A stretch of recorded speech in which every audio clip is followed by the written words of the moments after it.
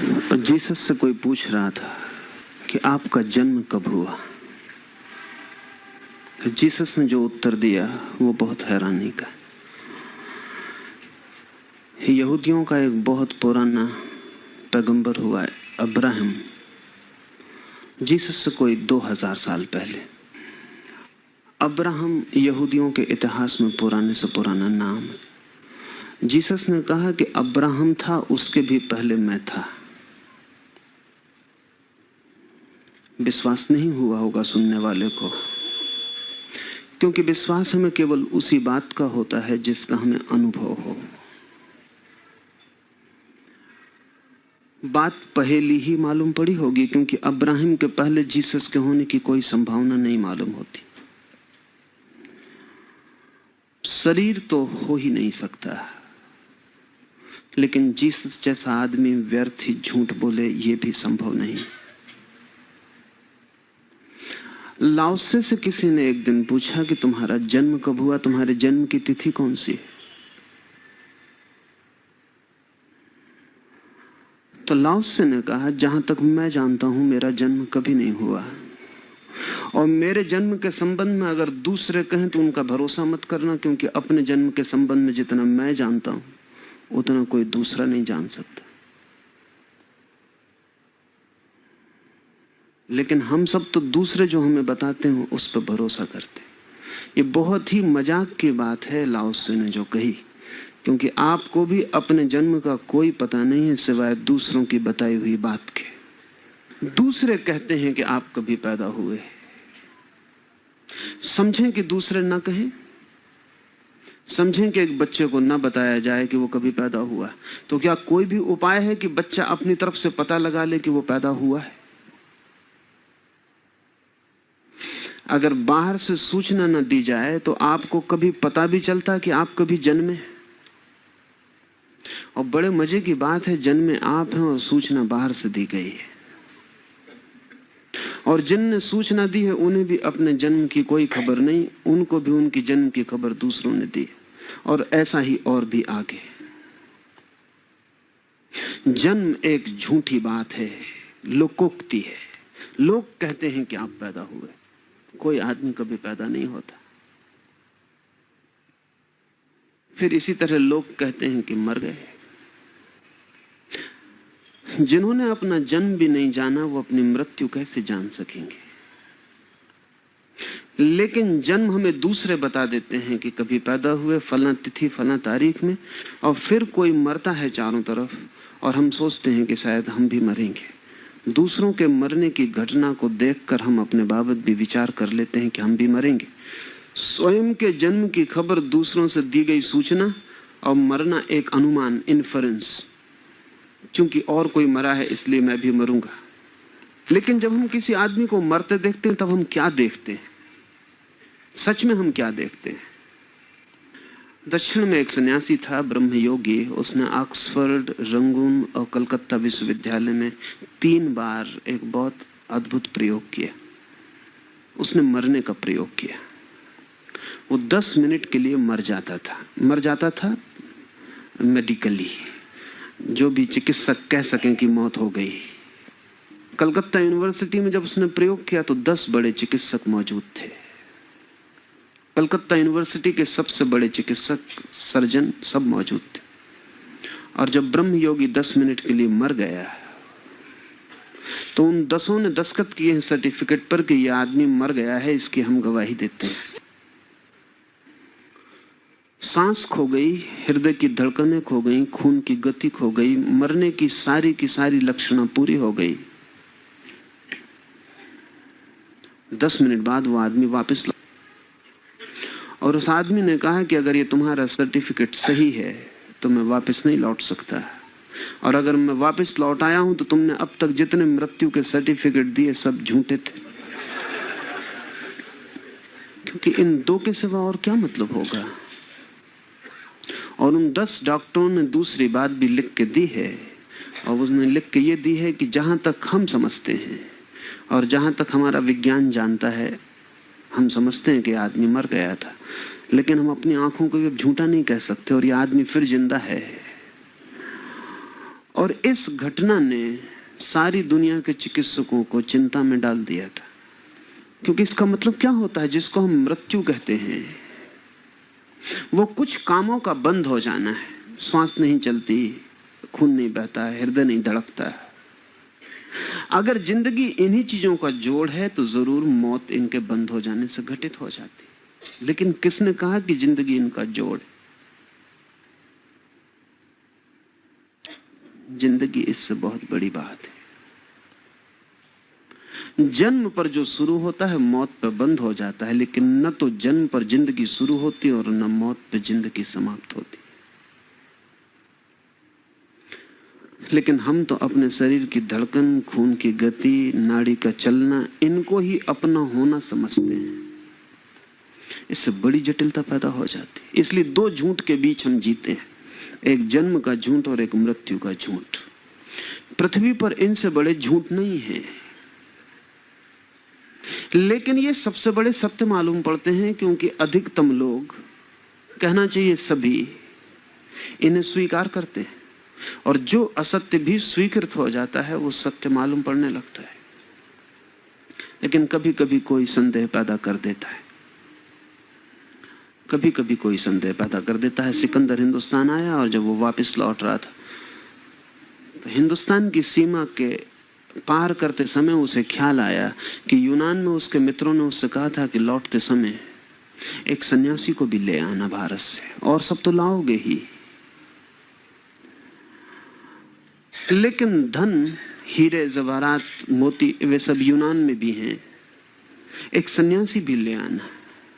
सिकंदर ने और सब तो लूट की, सन्यासी की याद न रही। आखिरी क्षण में याद आई तो उसने कहा जाओ किसी सन्यासी को पकड़ लो। सिपाही गांव में गए, उन्होंने गांव के लोगों से पूछा तो गांव के लोगों ने कहा सन्यासी तो गांव में एक है, लेकिन तुम ले जा सकोगे इसकी हमें उम्मीद नहीं।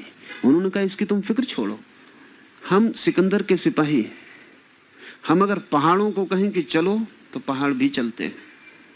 ये नंगी तलवारें देखी, सन्यासी क्या कर सकेगा? उन्होंने कहा इसलिए हम चिंतित हैं कि तुम्हारी तलवारें सन्यासी के साथ कुछ कर सकेंगी या नहीं कर सकेंगी।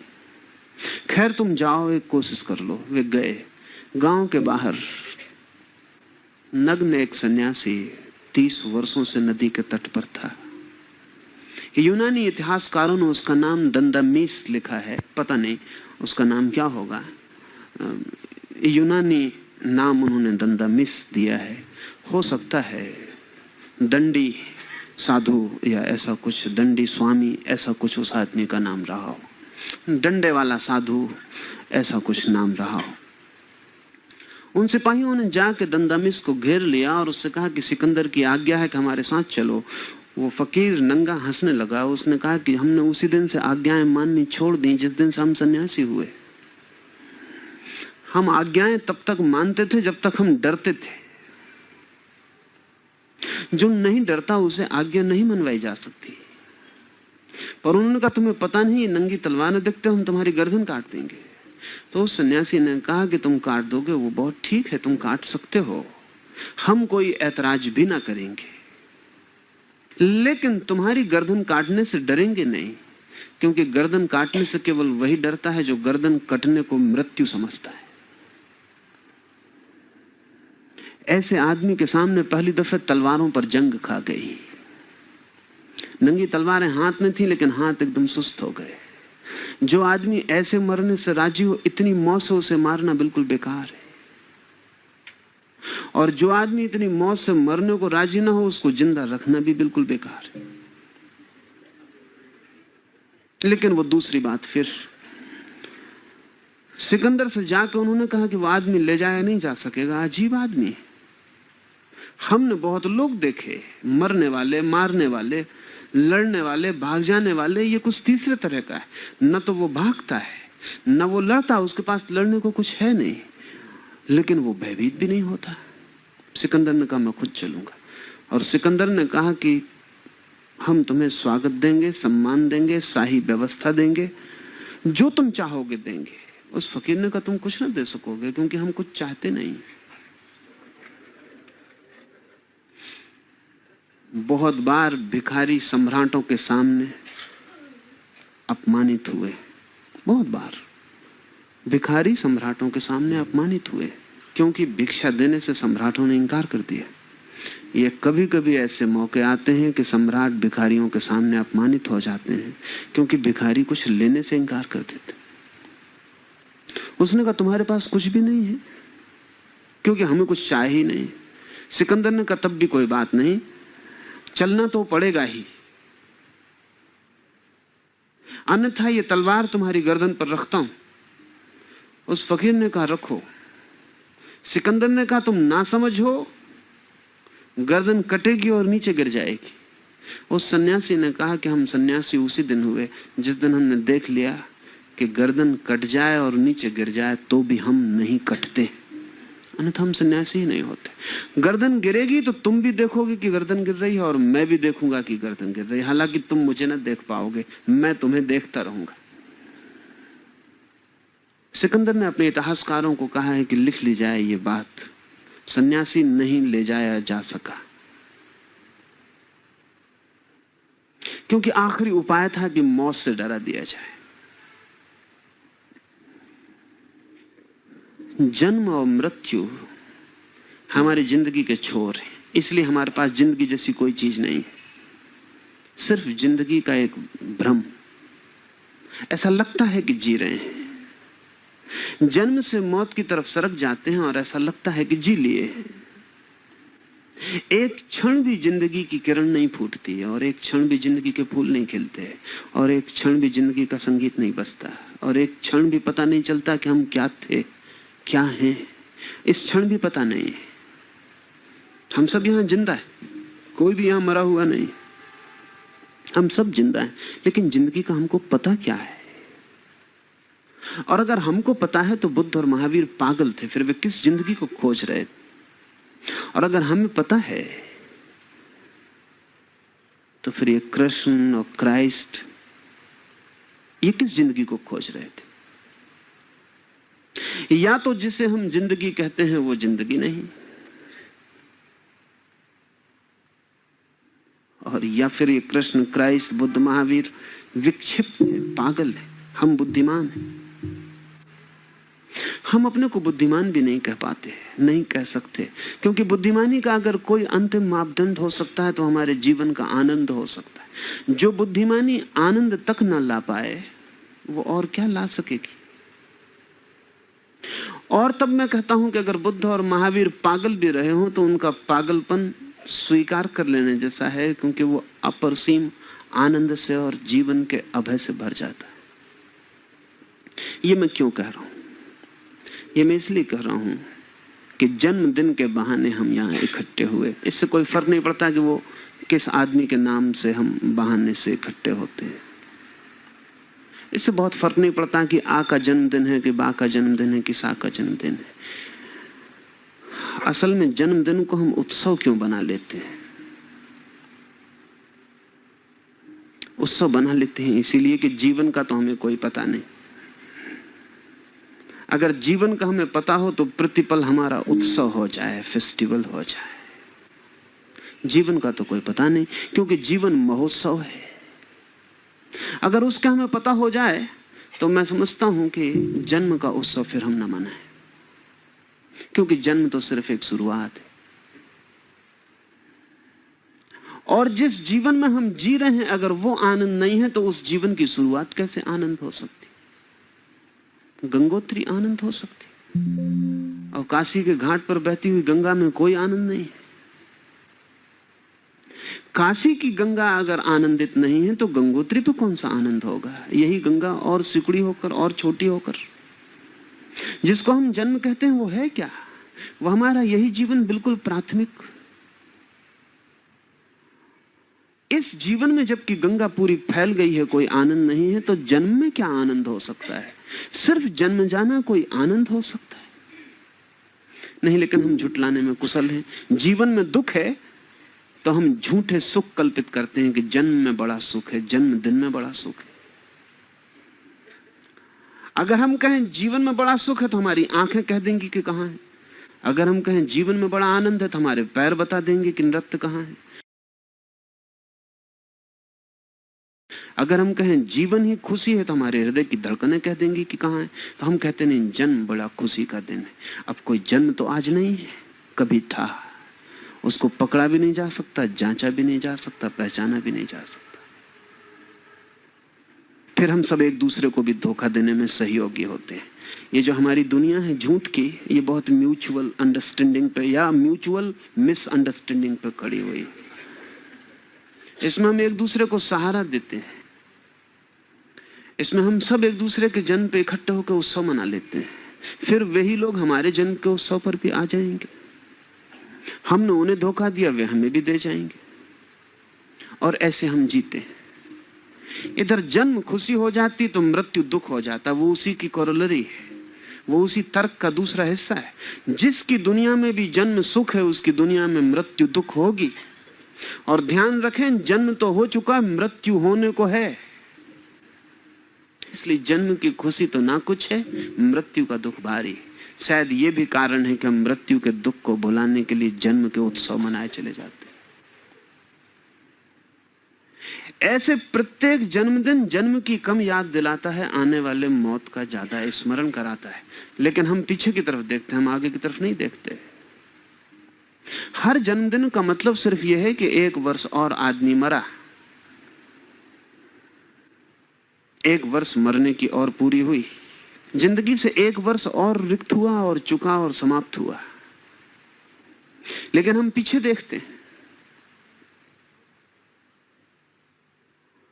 और पीछे देख के हम आगे देखने से बच तो नहीं रहे। ये कोई शुतुरमुर्ग का उपाय तो नहीं है कि रेत में सिर के गपा के खड़े हो गए हैं ताकि आगे दिखाई ना पड़े। लेकिन हम कितनी ही जन्मों की बातें करें, मौत चली आती। हर जन्म के ऊपर पैर रख के मौत चली आती, हर जन्म को सीढ़ी बना के मौत चली आती। हर जन्म के पीछे मौत की छाया खड़ी है। इसलिए जो जन्म में खुश है वो ध्यान रखे कि वो मौत में दुखी होगा। असल में वो मौत के दुख को भुलाने के लिए जन्म की खुशी मनाए चले जा रहा है। ये आत्मवंचना है। लेकिन ये जीवन इतना दुखी है कि इसमें हम कहीं कोई ओएसिस, कोई इस मरुस्थल में कहीं कोई मरुद्यान खोज लेना चाहते हैं। झूठा ही सही, सपना ही सही। कहीं तो हम अपनी सुख, कहीं अपनी खुशी को अटका लें। लेकिन अटकाई हुई खुशियां काम नहीं पड़ सकती। इसलिए मैंने उचित समझा कि आपको कहूं कि जब तक जीवन का पता न चल जाए, और जीवन का पता चल सकता है क्योंकि जीवित हम हैं।